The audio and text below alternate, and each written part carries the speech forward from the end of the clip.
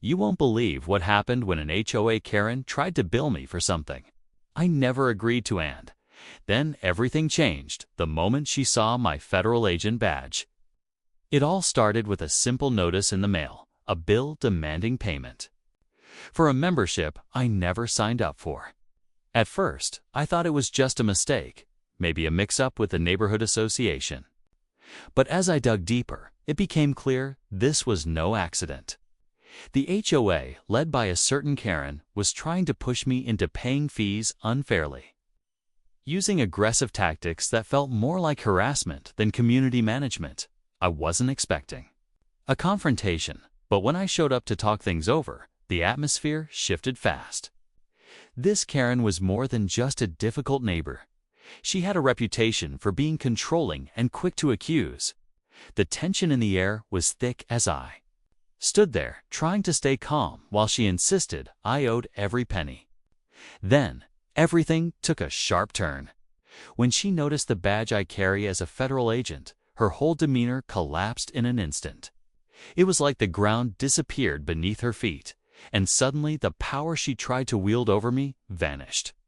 But this wasn't just about a bill or a badge. There was something deeper going on, something about authority, respect, and boundaries that neither of us expected. What happened next changed everything, and it's a story that goes far beyond simple HOA dispute. I'm going to tell you exactly how it all unfolded, the surprises that came out of nowhere, and what it taught me about standing up for yourself in tough situations. Stick around because the real shocker is coming and you won't want to miss it. Before all of this happened, I didn't think much about the HOA beyond the usual neighborhood chatter. I always kept to myself, focused on my job and family, never really paying attention to the politics that swirl around community associations. But once that bill arrived, things quickly spiraled into something I never expected. It wasn't just about money. It felt like the HOA wanted to control who belonged and who didn't, and they were willing to push hard to make sure I fell in line. Karen, the woman leading this charge, had a way of making small issues feel huge. She was known in the neighborhood for being relentless, always ready to call out anyone who didn't follow the rules she cared about. But this time, it felt personal. The membership fee she billed me for was suspiciously added after I'd already told them I didn't want to join anything. I asked questions, tried to get a clear answer, but the responses were vague and defensive. It was like they didn't want me asking too much. I started wondering if this was a tactic to make me give up, or just a case of someone abusing their HOA power. The tension grew every time I had to deal with her or the board. There were whispers from neighbors, some sympathetic, others warning me to back down. That made me more determined. I wasn't going to let an unfair charge slide, especially not when it felt like bullying wrapped in paperwork. Then came the day I confronted Karen in person. I wasn't prepared for the way she reacted when she saw my badge, the symbol of my work and authority. Her face changed in a way I won't forget. But why did that badge unsettle her so much? What secrets was she hiding behind that tough exterior? The answers were just out of reach, and the conflict was far from over. The real story was just beginning. After that moment with Karen, things didn't settle down like I hoped. Instead, the whole situation seemed to get more complicated. I've realized this wasn't just about a mistaken bill or an overzealous HOA leader. There were layers to this conflict about authority, trust, and how people treat each other when they think they hold power. Karen's reaction to my federal badge wasn't just fear or surprise.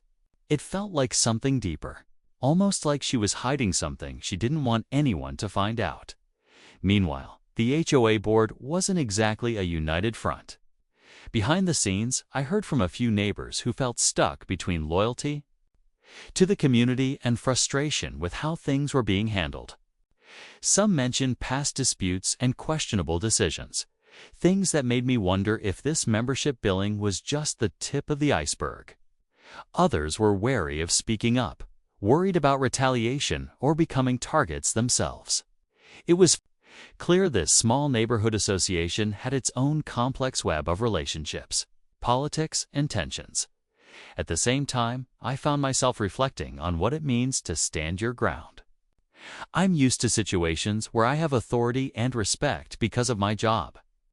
But here, in this community setting, those lines blur. Karen's insistence on pushing the bill felt like a challenge not just to me, but to the idea that people should be treated fairly. And her sudden collapse when she saw my badge, it raised questions about what kind of pressure she was under, or what she might have been trying to protect. There were moments when I thought maybe this could be resolved with a conversation, but every time I tried, the walls seemed to go up higher. The HOA's tactics felt less like community building and more like control. And the deeper I looked, the more I realized this wasn't just my fight, it was something that affected others in the neighborhood too. What would happen if this tension exploded? How far would Karen and the HOA go to keep their grip? The answers weren't clear, but one thing was certain: the story was far from over. Days passed. The tension in the neighborhood grew thicker with each passing moment. Every interaction with Karen felt like walking on a tightrope, one wrong step, and everything could come crashing down. She was no longer just the HOA leader who billed me unfairly. She had become a symbol of the larger battle brewing beneath the surface. I kept thinking about that moment when she saw my federal badge, how her confident facade crumbled in an instant. What was she so afraid of? What secret did that badge expose? The community buzzed with whispers. Some neighbors tried to avoid getting involved, while others quietly expressed their doubts about the HOA's methods. I could feel eyes on me, some judging, some curious. The simple act of standing up to the HOA seemed to stir a quiet storm. Phone calls and messages started coming, and some supportive, others warning me to be careful. It was clear that this dispute was no longer just about an unfair bill. It was about control, power, and the boundaries of authority. Karen's behavior grew more unpredictable. At times, she was cold and dismissive. Other times, almost desperate.